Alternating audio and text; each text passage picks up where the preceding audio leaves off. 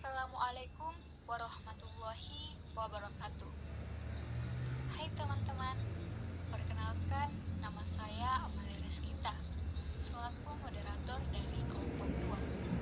Pada kesempatan kali ini, saya akan menjelaskan apa itu penulisan kata. Bagaimana sih dengan penulisan kata dalam bahasa Indonesia yang baik dan benar.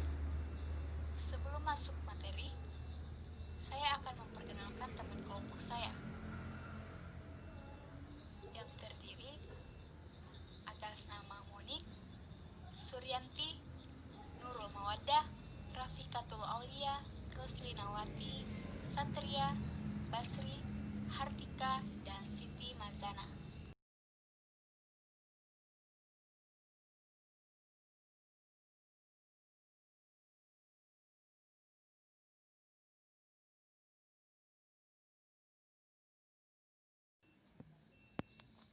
Nah, teman-teman, sekarang kita masuk ke dalam pembahasan. Yang pertama, ada kata dasar. Kata yang berupa kata dasar ditulis sebagai satu kesatuan. Misalnya, ibu percaya bahwa engkau tahu. Selanjutnya ada kata turunan. Kata turunan terbagi. Yang pertama ada imbuhan. Imbuhan ini terbagi lagi menjadi 3. Ada awalan, sisipan, dan akhiran. Ditulis dengan serangkaian kata dasarnya. Misalnya, bergeletar, dikelola, menengok, dan mempermainkan. Yang kedua, jika kata dasar berupa gabungan kata, maka awalan dan akhiran ditulis serangkai dengan kata yang langsung mengikuti atau mendahuluinya. Misalnya, luaskan. Yang ketiga, jika kata dasar yang berupa gabungan kata mendapat awalan dan akhiran sekaligus, unsur kata itu ditulis serangkai. Misalnya, menggarisbawahi, menyebarluaskan, dilipat gandakan, dan penghancur leburkan. Yang keempat, satu unsur gabungan kata hanya dipakai dalam kombinasi. Gabungan kata itu ditulis serangkaian. Misalnya, adipati, aerodinamika, antar kota, anomerta, dan audiogram. Selanjutnya ada bentuk ulang. Bentuk ulang ditulis secara lengkap dengan menggunakan tanda hubung. Misalnya, anak-anak, gerak-gerak. Selanjutnya ada gabungan kata. Gabungan kata yang lazim disebut kata majemuk, termasuk istilah khusus. Unsur-unsurnya ditulis terpisah. Misalnya, duta besar, orang tua, kambing hitam. Gabungan kata termasuk istilah khusus yang mungkin menimbulkan kesalahan pengertian. Dapat ditulis dengan tanda hubung untuk menegaskan pertalian di antara unsur-unsur yang bersangkutan. Misalnya, alat pandang, tanda hubung, dengar. Gabungan kata berikut ditulis serangkai. Misalnya, acap kali, matahari, dan mana suka. Lanjut, ada kata gantiku, kau, mu, dan nya. Kata gantiku dan kau ditulis serangkai dengan kata yang mengikutinya. Ku, mu, dan nya. Kata gantiku dan kau ditulis serangkai dengan kata yang mengikutinya. Ku, mu, dan nya ditulis serangkai dengan kata yang mendahuluinya. Misalnya, apa yang kumiliki boleh kau ambil. Bukuku, bukumu, dan bukunya tersimpan di perpustakaan. Selanjutnya ada kata depan di, ke, dan dari. Kata depan di, ke, dan dari ditulis terpisah dari kata yang mengikutinya, terkecuali di dalam gabungan kata yang sudah lazim dianggap sebagai satu kata seperti kepada dan daripada. Misalnya, bermalam sajalah di sini. Kemana saja ia selama ini? Ia datang dari Surabaya kemarin.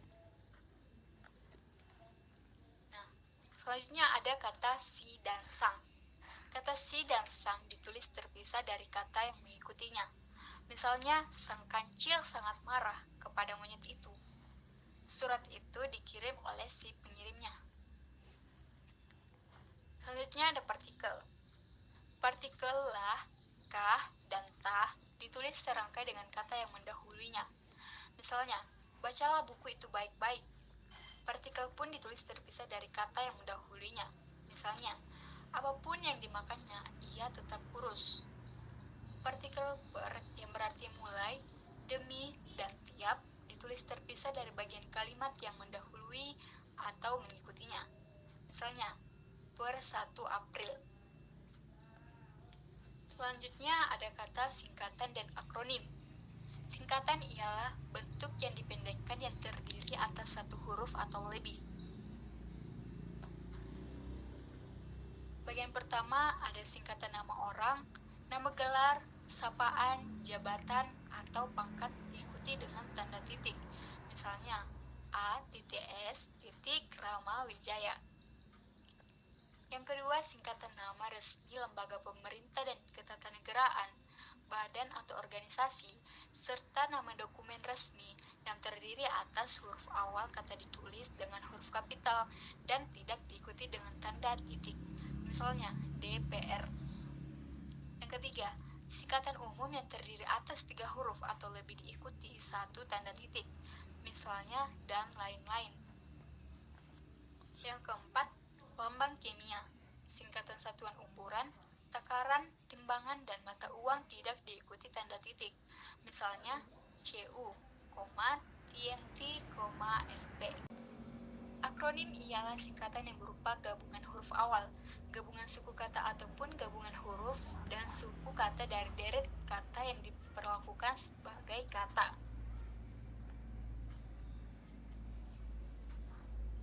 Ada namanya akronim nama diri yang berupa gabungan huruf awal dari deret kata tulis di seluruhnya dengan huruf kapital. Misalnya ABRI, LAN, dan IKIP. Yang kedua ada akronim nama diri yang berupa gabungan suku kata atau gabungan huruf dan suku kata dari deret kata ditulis dengan huruf awal huruf kapital. Misalnya AKABRI, Bappenas. Yang ketiga, akronim yang bukan nama diri yang berupa gabungan huruf, suku kata ataupun gabungan huruf dan suku kata dari deret kata seluruhnya ditulis dengan huruf kata kecil. Misalnya pemilu, radar, dan rapim. Selanjutnya ada angka dan lambang bilangan. Angka dipakai untuk menyatakan lambang bilangan atau nomor. Di dalam tulisan lazim digunakan angka Arab atau angka Romawi. Angka Arab 0, 1, 2. Angka Romawi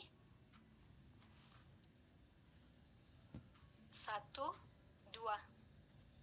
Dan bentuknya seperti huruf I. Tapi I dalam kata kapital. Angka digunakan untuk menyatakan ukuran panjang, berat, luas, dan isi, satuan waktu, nilai uang, dan kuantitas. Misalnya 0,5 cm, 100 yen. Angka lazim dipakai untuk melambangkan nomor jalan, rumah, apartemen, atau kamar pada alamat. Misalnya Jalan Tanah Abang 1 nomor 15. Angka digunakan juga untuk menomori bagian karangan dan ayat kitab suci. Misalnya, bab 10, pasal 5, halaman 252. Penulisan lambang bilangan dengan huruf dilakukan sebagai berikut. Bilangan utuh, misalnya 22, 222.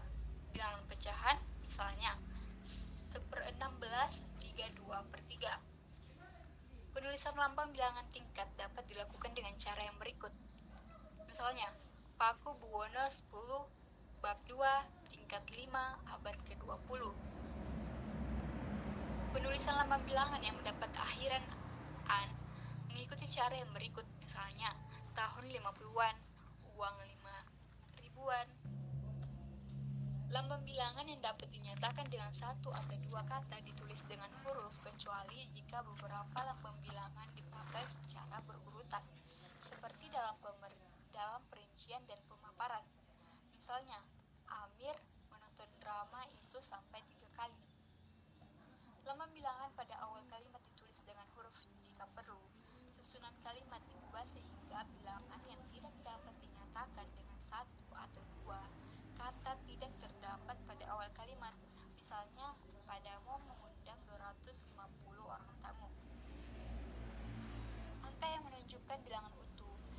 dasar dapat dieja sebagian supaya lebih mudah dibaca. Misalnya, perusahaan itu baru saja mendapat pinjaman 250 juta rupiah. Bilangan tidak perlu ditulis dengan angka dan huruf sekaligus dalam teks kecuali di dalam dokumen resmi seperti akta dan kwitansi. Misalnya, kantor kami mempunyai 20 orang pegawai. Jika bilangan dilambangkan dengan angka dan huruf, penulisannya harus tepat. Misalnya, saya lampirkan tanda uang sebesar 999 dan 75 per 100 rupiah. Selanjutnya, mengenai penulisan kata yang masih perlu kita perhatikan adalah sebagai berikut. Yang pertama, awalan di dan ke ditulis serangkai dengan kata dasarnya. Adapun penulisan yang benar, contoh, dikelola. Penulisan yang salah yaitu di dan dipisah kelola. Kata kedua ada ketujuh. Yang salah ke dipisah dan tujuh. Yang kedua, gabungan kata yang salah satu unsurnya merupakan unsur terikat ditulis serangkai. Tulisan yang benar yaitu sabta krida, tulisan yang salah yaitu sabta dipisah dan krida. Yang ketiga, bentuk dasar berupa gabungan kata atau yang mendapat awalan akhiran ditulis serangkaian atau ditulis dengan membubuhkan tanda hubung di antara unsur gabungan kata itu. Penulisan yang benar ada bertolak belakang. Penulisan salah bertolak belakang dan kata itu disambung. Yang keempat, bentuk dasar berupa gabungan kata yang sekaligus mendapat awalan dan akhiran, sekaligus ditulis serangkai. Adapun penulisan benar, contoh, melatar belakangi. Tulisannya disambung ya. Nah, penulisan salahnya, melatar belakangi itu dia memakai spasi, seharusnya tidak memakai spasi. Yang kelima, bentuk terikat yang diikuti oleh kata huruf awalnya, huruf kapital, di antara kedua unsur itu dibubuhkan tanda penghubung. Contohnya, non-Indonesia, memakaikan tanda hubung. Nah, penulisan salahnya, non-Indonesia tidak memakai tanda penghubung. Selanjutnya, kata ulang dituliskan dengan menggunakan tanda hubung di antara kedua unsurnya. Penulisan benar ada kata anak-anak. Penulisan salah anak-anak, tapi tidak menggunakan kata penghubung. Selanjutnya, kata depan di dan ke ditulis terpisah dari kata yang mengikutinya. Penulisan benar, contoh, di rumah, dia memakai spasi ya, dan penulisan salahnya, di rumah, dia tidak memakai spasi. Seharusnya kita harus memakai spasi ya. Selanjutnya, kata sandang ditulis terpisah dengan kata yang mengikutinya. Penulisan benar, contoh, si pengirim memakai spasi. Penulisan salah, si pengirim tidak memakai spasi. Selanjutnya, partikel yang berarti tiap dan mulai ditulis terpisah dari bagian kalimat yang mendahului dan mengikutinya. Sebaliknya, per pada bilangan pecahan ditulis serangkai dengan kata yang mengikutinya. Penulisan yang benar, contoh, satu persatu turun. Dan penulisan salah, satu persatu digabung dan turun. Selanjutnya ada singkatan nama gelar sarjana kesehatan, dokter seringkali dipermasalahkan. Di dalam lingkungan masyarakat muncul singkatan dokter untuk dokter kesehatan dan dokter untuk dokter purna sarjana. Hal ini tentu saja bertentangan dengan kaidah karena singkatan DR diperuntukkan bagi gelar dokter sedangkan DR besar seolah-olah merupakan singkatan kata atau nama yang sama halnya dengan PT Perseroan Terbatas atau SD Sekolah Dasar. Selanjutnya, singkatan nama resmi lembaga pemerintah dan ketatanegaraan, badan atau operasi, nama dokumen resmi yang terdiri atas huruf kapital, tidak diikuti dengan tanda titik. Penulisan benar contoh DPR, penulisan salah D.P.R. Selanjutnya, singkatan umum yang terdiri atas 3 huruf atau lebih diikuti 1 tanda titik. Contoh, penulisan benar SDA titik, penulisan salah S.D.A. Selanjutnya, lambang kimia, singkatan satuan ukuran timbangan, dan mata uang yang tidak diikuti dengan tanda titik. Penulisan benar contoh sentimeter, penulisan salah sentimeter titik. Adapun akronim nama diri yang berupa gabungan suku kata atau gabungan huruf dan suku kata dari deret kata ditulis dengan huruf awal huruf kapital. Contoh penulisan benar: Golkar. Penulisan salah yaitu Golkar, dia memakai semua huruf kapital.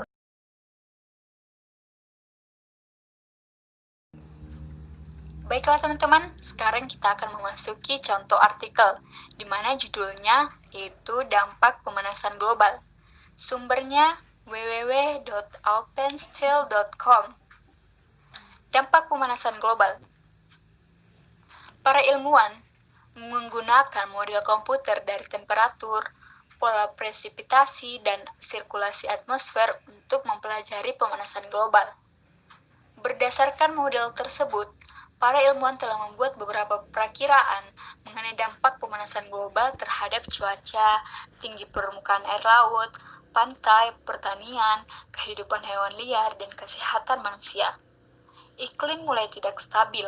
Para ilmuwan memperkirakan bahwa selama pemanasan global, daerah bagian utara dari belahan bumi utara atau Northern Hemisphere akan memanas lebih dari daerah-daerah lain di bumi. Akibatnya, gunung-gunung es akan mencair dan daratan akan mengecil. Akan lebih sedikit es yang tergantung di perairan utara tersebut. Daerah-daerah yang sebelumnya mengalami salju ringan mungkin tidak akan mengalaminya lagi. Pada pegunungan di daerah subtropis, bagian ditutupi salju akan semakin sedikit serta akan lebih cepat mencair. Musim tanam akan lebih panjang di beberapa area. Temperatur pada musim dingin dan malam hari akan cenderung untuk meningkat. Daerah hangat akan menjadi lebih lembab karena lebih banyak air yang menguap dari lautan. Para ilmuwan belum begitu yakin apakah kelembapan tersebut malah akan meningkatkan atau menurunkan pemanasan yang lebih jauh lagi. Hal ini disebabkan karena uap air merupakan gas rumah kaca, sehingga keberadaannya akan meningkatkan efek insulasi pada atmosfer. Akan tetapi, uap air yang lebih banyak juga akan membentuk awan yang lebih banyak, sehingga akan memantulkan cahaya matahari kembali ke angkasa luar, di mana hal ini akan menurunkan proses pemanasan. Lihat siklus air. Kelembapan yang tinggi akan meningkatkan curah hujan. Secara rata-rata sekitar 1% untuk setiap derajat Fahrenheit pemanasan. Curah hujan di seluruh dunia telah meningkat sebesar 1% dalam 100 tahun terakhir ini. Badai akan menjadi lebih sering. Selain itu, air akan lebih cepat menguap dari tanah. Akibatnya, beberapa daerah akan menjadi lebih kering dari sebelumnya. Angin akan bertiup lebih kencang dan mungkin dengan pola yang berbeda. Topan badai, hurricane, yang memperoleh kekuatan dari penguapan air akan menjadi lebih besar. Berlawanan dengan pemanasan yang terjadi, beberapa periode yang sangat dingin mungkin akan terjadi. Pola cuaca menjadi tidak terprediksi dan lebih ekstrim. Suhu global cenderung meningkat. Orang mungkin beranggapan bahwa bumi yang hangat akan menghasilkan lebih banyak makanan dari yang sebelumnya. Tetapi hal ini sebenarnya tidak sama di beberapa bagian tempat. Bagian selatan Kanada, sebagai contoh, mungkin akan mendapat keuntungan dari lebih tingginya curah hujan dan lebih lamanya masa tanam. Di lain pihak, lahan pertanian tropis semi kering di beberapa bagian Afrika mungkin tidak dapat tumbuh. Daerah pertanian gunung yang menggunakan air irigasi dari gunung-gunung yang dapat menderita jika snowpack atau kumpulan salju musim dingin yang berfungsi sebagai reservoir alami akan mencari sebelum puncak bulan-bulan masa tanam. Tanaman pangan dan hutan dapat mengalami serangan serangga dan penyakit yang lebih hebat. Gangguan ekologis, hewan dan tumbuhan menjadi makhluk hidup yang sulit menghindar dari efek pemanasan ini karena sebagian besar lahan telah dikuasai oleh manusia. Dalam pemanasan global, hewan cenderung untuk bermigrasi ke arah kutub atau ke atas pegunungan. Tumbuhan akan mengubah area pertumbuhannya, mencari daerah baru karena habitat lamanya menjadi terlalu hangat. Akan tetapi, pembangunan masih akan menghalangi perpindahan ini. Spesies-spesies yang bermigrasi ke utara atau selatan yang terhalangi oleh kota-kota atau lahan-lahan pertanian mungkin akan mati. Beberapa tipe spesies yang tidak mampu secara tepat berpindah menuju kutub mungkin juga akan musnah. Nah, dari artikel tersebut kita akan memperbaiki kesalahan. Kesalahan pertama, berdasarkan model tersebut, para ilmuwan telah membuat beberapa perakiraan. Nah, kata perakiraan ini diubah menjadi perkiraan. Atau kata yang benar itu perkiraan, bukan perakiraan ya. Kesalahan kedua, para ilmuwan memperkirakan bahwa selama pemanasan global, daerah bagian utara dari belahan bumi utara akan memanas lebih dari daerah-daerah lain di bumi. Akan memanas lebih dari, kata yang betul, akan lebih memanas daripada.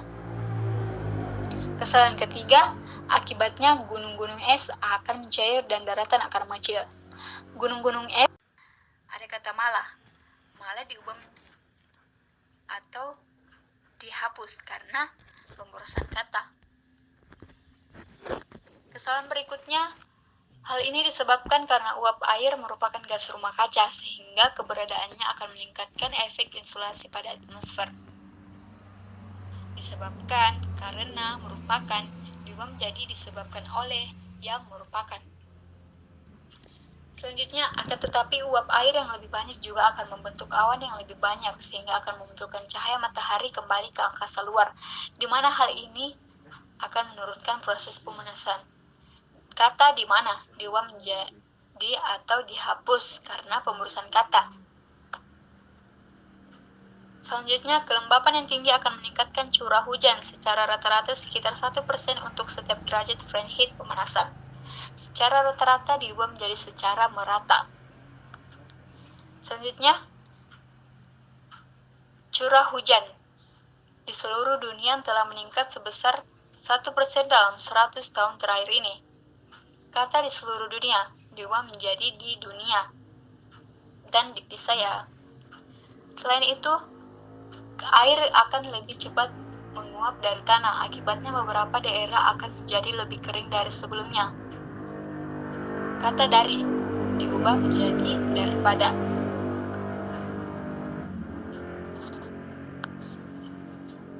Yang terakhir, ada kesimpulan sebagai penutup. Berdasarkan yang tertera dalam pedoman ejaan bahasa Indonesia yang disempurnakan yang termasuk dalam penulisan kata yaitu kata dasar, kata turunan, ulang, gabungan kata, kata ganti, kata depan, kata si dan sang, partikel kata, singkatan, dan angka lambang bilangan, yang dimana memiliki fungsi dan cara-cara untuk menjadikan penulisan kata yang benar dan baik. Untuk penulisan kata yang benar, kita dapat berpedoman pada bahasa Indonesia. Mungkin hanya itu yang dapat saya jelaskan dari materi ini. Kurang dan lebihnya mohon dimaafkan. Semoga apa yang saya jelaskan pada kesempatan ini bisa bermanfaat bagi kita semua. Saya akhiri dengan ucapan Alhamdulillahirrabbilalamin. Wassalamualaikum warahmatullahi wabarakatuh.